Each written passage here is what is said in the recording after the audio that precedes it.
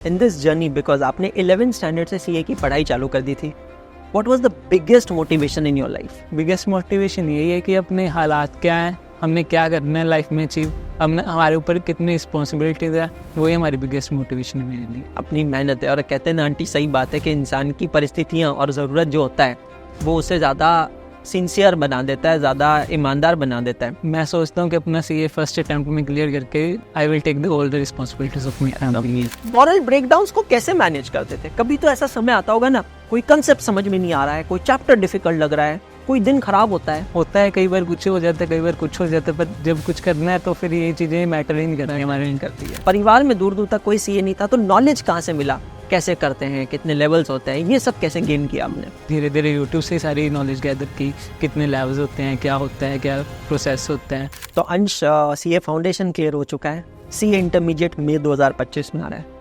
बहुत बड़ी लड़ाई है, नया सिलेबस है, पहाड़ जैसा सिलेबस है, आई शुड से 3-4 टाइम्स और 5 टाइम्स देन सीए फाउंडेशन। क्या माइंडसेट बना रहे हो उसके लिए? हे गाइस, व्हाट्स अप, कैसे हैं आप सभी लोग? आज हम लोग एक बहुत ही अमेजिंग सा सेशन लेकर आए हैं, जहां पर मेरे साथ हैं अंशुल सर और मेरे साथ हैं अंश और अंश की मदर।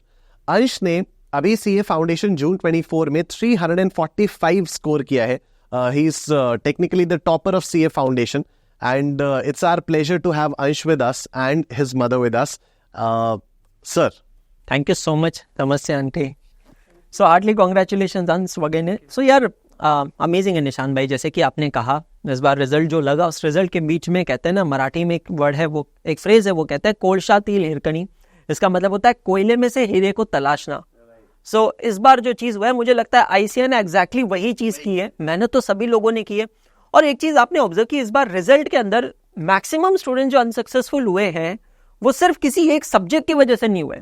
बहुत सारे बच्चे एग्रीगेट में जाकर अटके। तो ये कहीं ना कहीं दिखाता है कि चारों सब्जेक्ट को बैलेंस नहीं कर पाए, जिसके लिए बेटर स्ट्रैटेजी प्लान करनी होगी।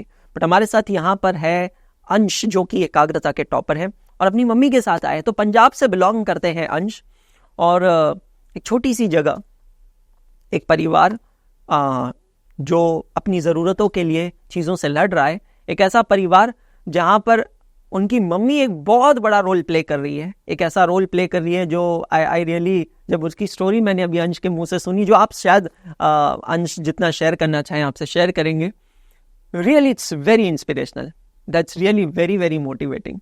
तो यार अंश का थोड़ा सा मैं आपको बैकग्राउंड बता दूं, तो अंश की 2 सिस्टर्स हैं, और एक सिस्टर जो है वो क्लासेस लेती है, पढ़ाती है छोटे बच्चों को, that's how they support the family. और काफ़ी बार कहते हैं निशान भाई कि इंसान की जो ज़रूरतें होती है ना, वो उसका सबसे बड़ा मोटिवेशन होती है। और आई थिंक अंश अपने आइडियाज़ को लेकर शायद बहुत क्लियर इसी वजह से था, क्योंकि इसको पता है कि मुझे कुछ ना कुछ करना है।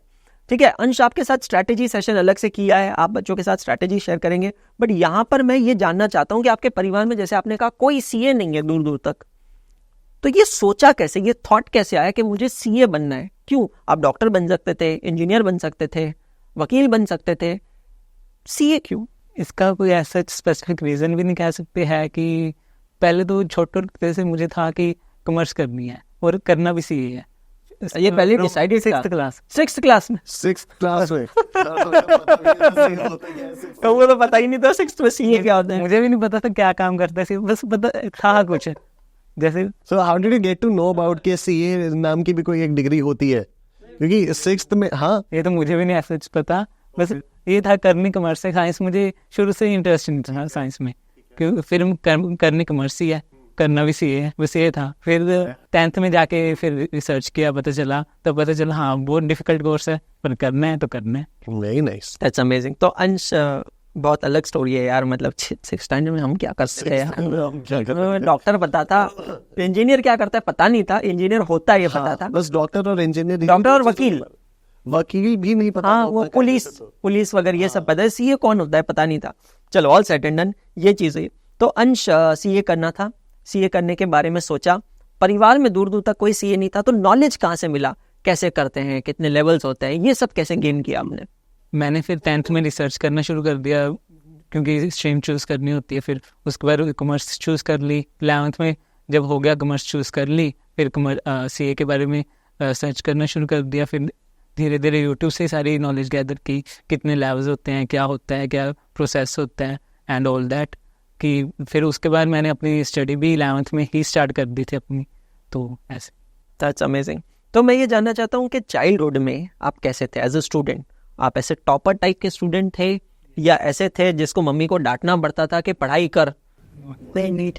डांटना नहीं पड़ता था। We all 3 brothers and sisters are very intelligent, we can say, and अपनी मेहनत है, और कहते हैं ना आंटी, सही बात है कि इंसान की परिस्थितियाँ और ज़रूरत जो होता है वो उसे ज़्यादा सिंसियर बना देता है, ज़्यादा ईमानदार बना देता है। आंटी, मैं आपसे एक सवाल पूछूंगा कि ये जब छोटा था और एज अ स्टूडेंट था, तो इसने आपसे पहली बार कब कहा कि मुझे सीए बनना है? तो आपने इससे पूछा कि सीए होता क्या है? तो इसने कहा मुझे सीए करना और आपने हाँ कह दिया। My goodness, this is just amazing. So जब इसने, जैसे नॉर्मली कोई कहता है कि मुझे डॉक्टर बनना है, वकील बनना है, तो कुछ तो एक खर्चा, एक एस्टिमेशन माइंड में आता है ना कि हमें इतना पैसा लगेगा, कॉलेज के डोनेशन, ये वो। तो सीए को लेकर आपने मम्मी को अप्रोच किया, कैसे किया कि इतना खर्चा लगेगा या कैसे होगा? जैसे मैंने कहा कि 11th में मैंने सर्च करना शुरू कर दिया, तो फिर मैंने उसकी जो रजिस्ट्रेशन फ़ीस वगैरह होती है ICA की, वो सर्च की। फिर मुझे पता चल गया कि इतनी फीस है। फिर मैंने बताया कि हाँ ये फ़ीस हो जाएगी, ऐसे होगा कि फाउंडेशन, फिर इंटर, फिर आर्टिकलशिप भी होगी। तो फिर जब पता है रिज़ल्ट अच्छा है, तो फिर पेरेंट्स ने कहा हाँ। चलो बहुत बढ़िया। अंश, मेरा नेक्स्ट क्वेश्चन ये है, इन दिस जर्नी, बिकॉज आपने 11th स्टैंडर्ड से सीए की पढ़ाई चालू कर दी थी, what was the biggest motivation in your life? Biggest motivation यही है कि अपने हालात क्या हैं, हमने क्या करना है लाइफ में अचीव, हमने, हमारे ऊपर कितनी रिस्पॉन्सिबिलिटीज है, वही हमारी बिगेस्ट मोटिवेशन है मेरे लिए।